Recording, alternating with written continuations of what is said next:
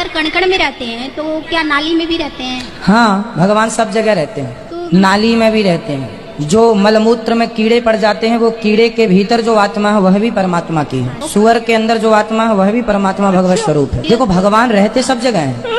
आपको मानना है कि भगवान सब में है, पर व्यवहार में आप सुअर की पूजा नहीं कर सकते, पर मानना है कि भाई इसके भीतर भी ईश्वर है ना। जी गुरुजी। सबसे पहली बात है अल्लाह नाबुदा इल्लल्लाह, कि हम अल्लाह खुदा के अलावा किसी और की इबादत ना करें। वला नुश्रिक बिही शैयन, हम अल्लाह के साथ किसी और को शरीक ना करें। वला यत्तखिज़ बादन अरबाबन मिन दुनिल्लाह, हम आपस में अल्लाह के अलावा, खुदा के अलावा किसी और को माबूद ना बनाएं। ये मेरे नजदीक इट इज द मास्टर की फदावा।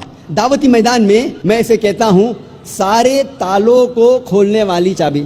और जब मुख्तलिफ मज़ाहिब का मुताला करते हैं, हमें पता चलता है कि सारे मजहब के मानने वाले वो ये मानते हैं कि जिस खुदा की वो इबादत करते हैं, वो ये समझते हैं कि वो खुदा उनके लिए भी है और दूसरों के लिए भी है। मिसाल के तौर पे, जो खुदा, जो ईश्वर में हिंदू मानते हैं, जिसकी इबादत करते हैं, वो ये मानते हैं कि ये ईश्वर हिंदू के लिए भी है और गैर हिंदू के लिए भी है। जो खुदा में ईसाई मानते हैं, वो ये मानते हैं कि वही खुदा ईसाई के लिए भी है और गैर ईसाई के लिए भी है। उसी तरीके से जिस अल्लाह सुब्हाना व तआला में हम मुसलमान मानते हैं, जिसकी हम इबादत करते हैं, हम मानते हैं कि वही अल्लाह सुब्हाना व तआला, वही खुदा मुस्लिम के लिए भी है और गैर मुस्लिम के लिए भी है। जब हम मुख्तलिफ मज़ाहिब का मुताला करते हैं तो हमें पता चलता है कि दुनिया के सारे मज़ाहिब दो किस्मों में बटे हुए हैं। एक है सेमिटिक रिलीजन्स, दूसरा है नॉन सेमिटिक रिलीजन्स। एक है सेमिटिक मज़ाहिब, दूसरा है नॉन सेमिटिक मज़ाहिब। सेमिटिक मज़ाहिब वो मज़ाहिब है जिसे शुरू में सीमाइट्स ने माना था। सीमाइट्स कौन है?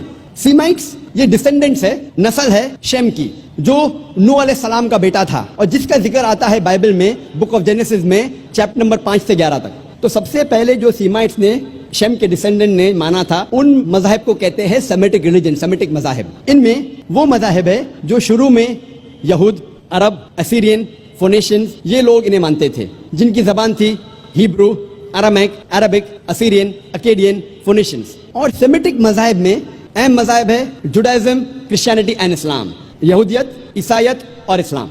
नॉन सेमिटिक रिलीजन्स को दो किस्म में बांटा गया है, 2 कैटेगरीज, आर्यन मज़ाहिब और गैर आर्यन मज़ाहिब।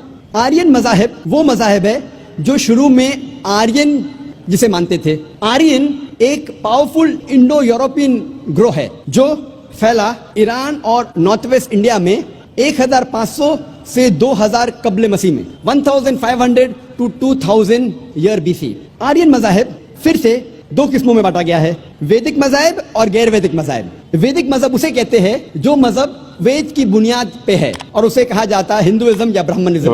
गैर वैदिक मज़ाहिब में है सिखिज्म, जैनिज्म, बुद्धिज्म, ज़ोरास्ट्रियनिज्म, जिसे कहते हैं पारसीइज्म वगैरह।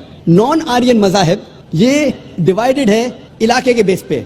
मिसाल के तौर पे जो चाइना में वजूद में आया कॉन्फ्यूशनिज्म, ताओइज्म, जो जापान से वजूद में आया शिंटोइज्म वगैरह। लेकिन जितने भी नॉन आर्यन मज़ाहिब है, ये मज़ाहिब में खुदा का तसव्वुर नहीं है, इसीलिए इसे कहा जाता है अंग्रेजी में these are called as ethical systems. तो ये ऑक्सफोर्ड डिक्शनरी के डेफिनेशन के मुताबिक इन्हें मज़ाहिब नहीं कह सकते, इसे कहा जाता है एथिकल सिस्टम्स। इसीलिए आज की तकरीर में मैं सिर्फ सेमिटिक रिलीजन्स और आर्यन रिलीजन्स का जिक्र करूंगा जो खुदा में मानते हैं। कोई भी मजहब के खुदा को जानने के लिए हमें उस मजहब के मानने वालों को नहीं देखना चाहिए, क्योंकि कई बार मजहब के मानने वाले खुद ये नहीं जानते कि उनके मजहब में खुदा का तसव्वुर क्या है।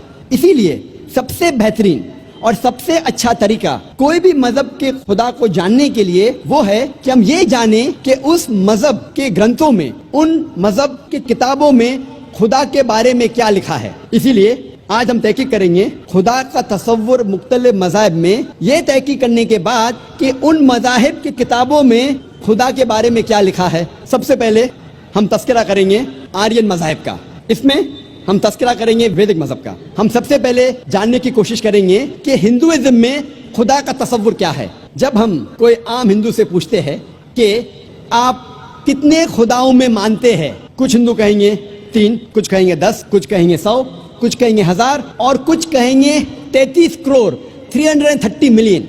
लेकिन जब हम एक विद्वान हिंदू से पूछते हैं जो अपने हिंदू ग्रंथ का मुताला कर चुका है कि हिंदू मजहब में ایک ہندو کو کتنے خداؤں میں ماننا چاہیے تو وہ ہندو ودوان کہیں گا کہ ہندو کو صرف ایک خدا میں ماننا چاہیے اور صرف ایک خدا کی عبادت کرنا چاہیے. لیکن عام ہندو وہ ایک فلسفے میں مانتے ہیں جسے کہتے ہیں پینتھیزم.